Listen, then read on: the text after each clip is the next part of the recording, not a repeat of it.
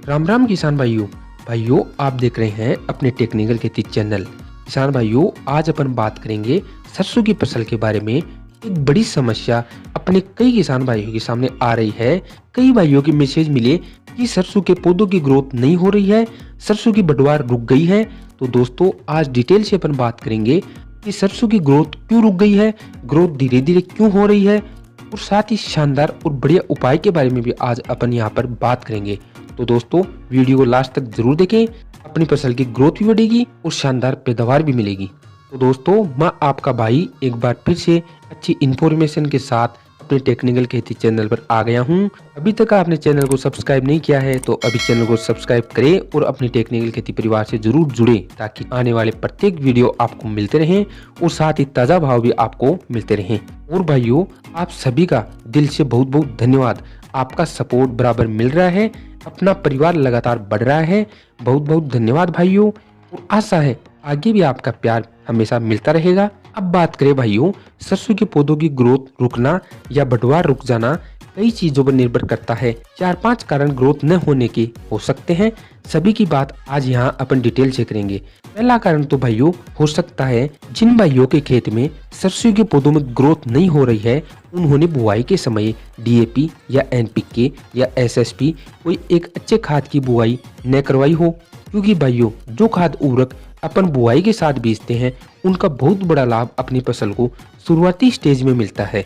क्योंकि ऊपर से जो खाद उर्वरक अपन देते हैं पहली सिंचाई के साथ, जब अपन 30-35 दिन की फसल हो जाती है तो उसका लाभ तो फसल 30-35 दिन की हो जाने के बाद मिलता है, लेकिन शुरुआती स्टेज में जो खाद उर्वरक अपन साथ भिजवाते हैं उनका फायदा मिलता है।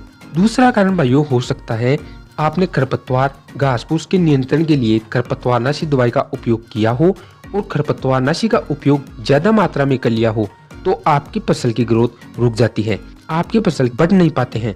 तो भाइयों, जिन भाइयों से यह गलती हुई है वे मेरे भाई मिट्टी में नमी बनाए रखें, थोड़े थोड़े अंतराल पर सिंचाई करते रहें, और सिंचाई के साथ साथ आपको एक बार यूरिया खाद जरूर देना है।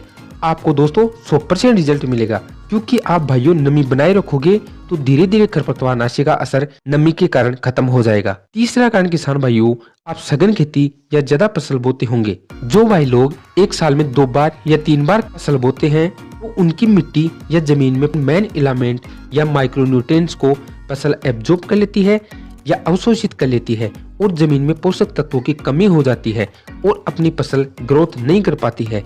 तो अगर आपके साथ भी भाइयों ऐसा हो रहा है तो आपको अपनी फसल के अनुसार खाद उर्वरक जरूर देना है, साथ में जिंक सल्फेट का उपयोग भी आपको जरूर करना है। चौथा कारण भाइयों, लगातार एक ही प्रकार की खेती एक ही जमीन पर करने से भी फसल कमजोर रहती है। जैसे आप लगातार एक ही जमीन पर सरसों की खेती कर रहे हो, तो सरसों की फसल को जो कंपोनेंट चाहिए वह कंपोनेंट जमीन से सरसों के पौधे एब्जॉर्ब कर लेते हैं। इस प्रकार से हमारी जमीन में पर्टिकुलर किसी एक माइक्रोन्यूट्रिएंट्स की कमी हो जाती है और फिर आगे अच्छी फसल नहीं हो पाती है।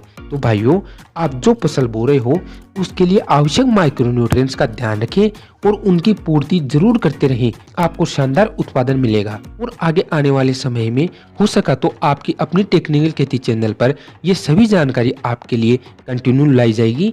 आप चैनल को सब्सक्राइब करके जरूर जुड़ें, और अगर आप फेसबुक पर भी जुड़ना चाहते हो तो डिस्क्रिप्शन बॉक्स में फेसबुक पेज का लिंक दिया गया है, वहां से आप फॉलो करके फेसबुक पर भी जरूर जुड़ें। पांचवा कारण साथियों, कई बार किसान भाइयों के साथ यह भी होता है कि पहले दलहनी फसल बोई हुई थी और फिर उसी जमीन पर सरसों की बुआई कर दी। ऐसा अपने बहुत सारे किसान भाई करते हैं।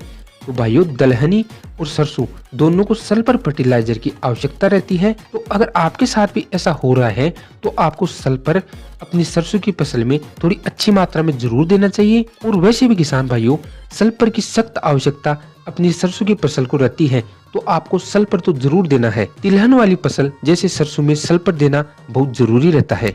और दोस्तों, सल्फर का A to Z जानकारी का वीडियो अलग से आपको इसी चैनल पर मिल जाएगा, उसका लिंक भी आपको डिस्क्रिप्शन बॉक्स में मिल जाएगा, तो आप एक बार उसे भी जरूर देखें। आपको सल्फर के बारे में पूरी जानकारी उस वीडियो में मिल जाएगी। तो दोस्तों, अपन ने ऊपर जो 4-5 कारणों की बात की, हो सकता है आपके साथ भी उन्हीं कारणों में से कोई कारण रहा हो। तो दोस्तों, आपको सिंचाई के साथ यूरिया खाद और उसके साथ सल्फर जरूर देनी है, और अगर आपको आवश्यकता लगे तो आप थोड़ी बहुत जिंक सल्फेट भी जरूर दें।